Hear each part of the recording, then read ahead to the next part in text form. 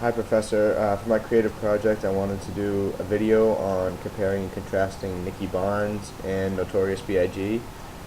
Notorious B.I.G. and Nicky Barnes both made New York City, specifically Brooklyn and the Bronx, very famous in similar but yet also different ways. Nicky Barnes was the king of heroin in the 1970s in New York City.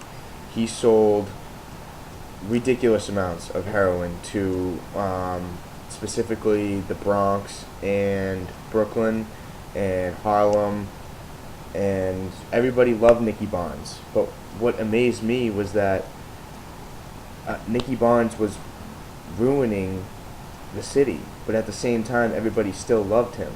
Nicky Barnes was making money off every person on the corner that wanted to do heroin.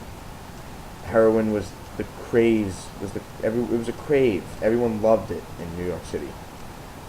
Notorious B.I.G. made New York City famous for his music.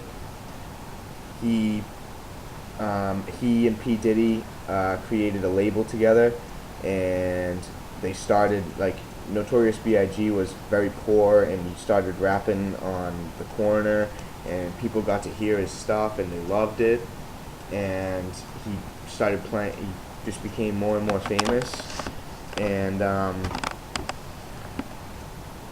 they were both rich, Nicky Barnes and Notorious B.I.G. They both made ridiculous amounts of money. They both had their own groups and cliques, and they both almost controlled New York City for a period of time. Nicky Barnes, everybody knew who Nicky Barnes was in the 1970s in New York City, and everyone knew who Notorious B.I.G. was in the late 80s and early 90s in New York City. Both of them brought New York City, produced culture for African Americans in New York City. Notorious grew up listening to Kool Herc and Curtis Blow and Run DMC, and he used them and brought hip hop to a new level. And Nicky Barnes kind of also contributed to hip hop because a lot of people do incorporate drugs and crime into their lyrics and things like that. But both of them were very influential African Americans in New York City in the last 30 years. And unfortunately, Notorious B.I.G.'s life was taken from him very early. And also, Nicky Barnes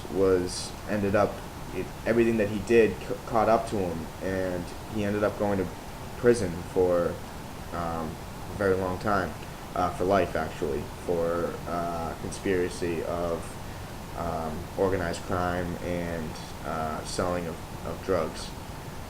So I just wanted to talk about those two and how they are really two very famous African Americans from New York City, and they also,